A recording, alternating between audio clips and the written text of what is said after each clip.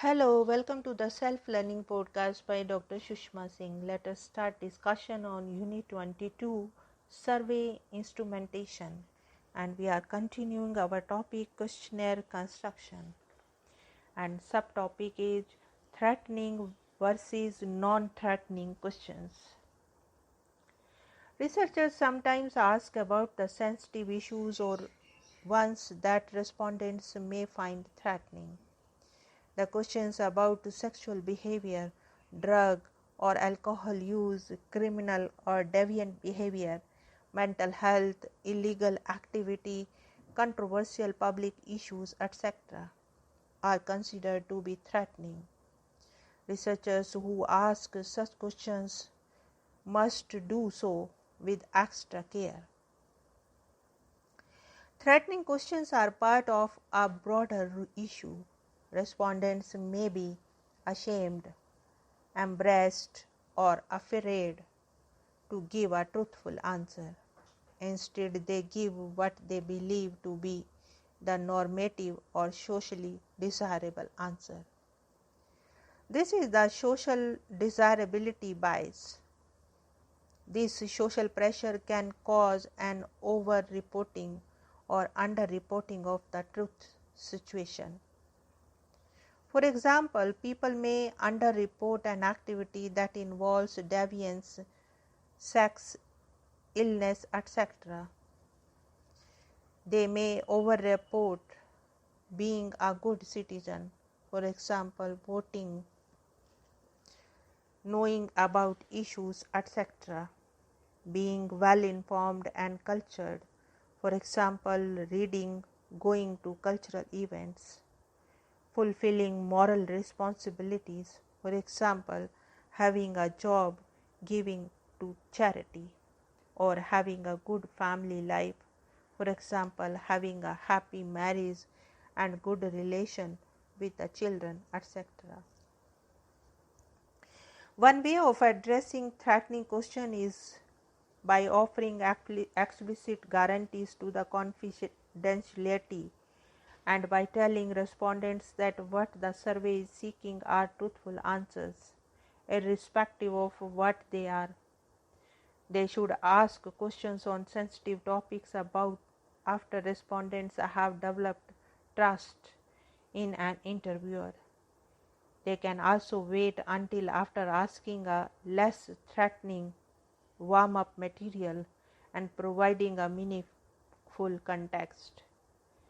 They can phrase questions to make it easy for the respondent to admit engaging in the threatening behavior.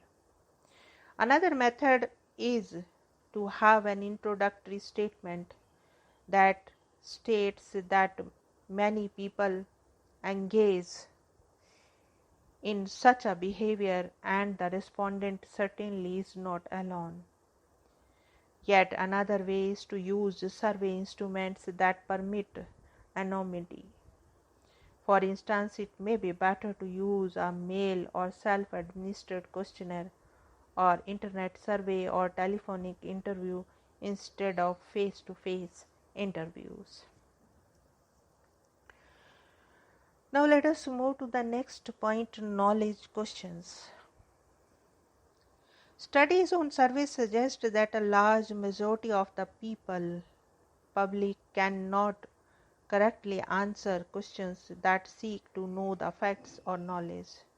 Researchers may sometimes want to find out whether respondents know about an issue or topics, but knowledge questions can be threatening because respondents do not want to appear ignorant. The next one is skip or contingency questions. Researchers avoid asking questions that are irrelevant for a respondent, yet some questions apply only to specific respondents. A contingency question is a two or more part question.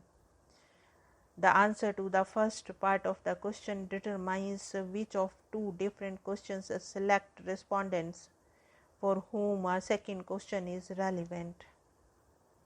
Sometimes they are called screen or skip questions. On the basis of the answer to the first question, the respondent or an interviewer is instructed to go to the another or to skip certain questions. For example, were you a student of the social sciences? Yes or no? If no, please go to question number 2. 1. If yes, which subject or discipline? 1b. How many years have you studied the subject? Now let us move to the next point, designing a good questionnaire, some guidelines. A good questionnaire forms an integrated whole. The researcher weaves questions together so that they flow smoothly. A good questionnaire is clear, unambiguous, and informally workable. Its design must minimize potential errors from respondents. There are 2 key principles for a good survey questionnaire: avoid confusion and keep the respondent's perspective in mind. Further, questionnaires construction is an art. It takes skill, practice, patience, and creativity. The principles or guidelines for constructing a good questionnaire are the following. The first is introduction. Every questionnaire should have an introduction which gives a descriptive of what the study is all about. The introduction should also provide instructions for responding to the questionnaire and the promise of confidentiality. The second is the order of the questions. Most researchers like to begin a questionnaire with 1 or 2 questions that will be easy to answer, such as questions about the household size, occupation, village, etc. However, it is important not to make these questions so personal that the respondents will be put on the defensive or terminate the interview immediately. As a rule of thumb, the line of questioning generally is broader at the beginning than later in the questionnaire.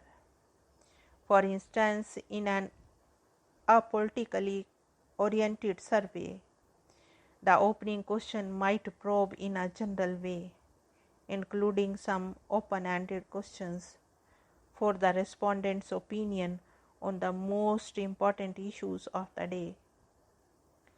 Later in the questionnaire, the interviewer might read a list of specific issues and ask the respondent to appraise the relative importance of each other. The questions should be placed in an order which facilitates an orderly progression of the interchange between the interviewer and the respondent. One would not, for example, ask a few questions about the most important issues of the day, then skip to the questions about the political leaders, and then skip back to more questions on the issues of the day, then ask some questions about the respondent's characteristics, then skip back to more questions about political leaders. Further, the most personal questions are usually saved until late in the questionnaire, so that if the respondent refuses to answer or terminates the interview at that point, most of the information would already have been obtained. Now let us wind up the session and take rest. Thank you very much for engaging yourself with the Self-Learning Podcast.